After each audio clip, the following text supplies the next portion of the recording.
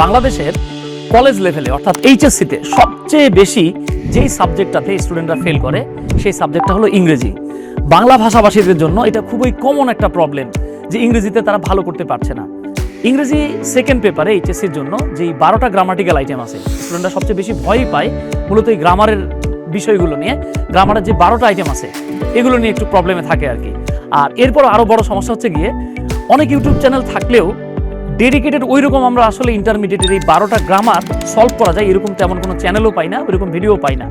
So ইন্টারমিডিয়েটের স্টুডেন্টদের ইংরেজি গ্রামারের এই সমস্যাটার কথা মাথায় রেখে রাকিবস ক্লাসরুম এইচএসসি এই চ্যানেলটাতে আমরা ইন্টারমিডিয়েটের স্টুডেন্টদের জন্য টোটাল 12টা যে গ্রামাটিক্যাল আইটেমস থাকে এই 12টা আইটেমের জন্য আলাদা আলাদাভাবে 12টা ডেডিকেটেড ভিডিও আপলোড করবো খুব শীঘ্রই ইনশাল্লাহ।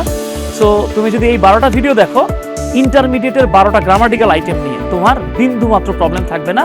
ইভেন তুমি অ্যাডমিশনেও এই আইটেমসগুলো থেকে প্রশ্ন কমন পাবা ইনশাল্লাহ।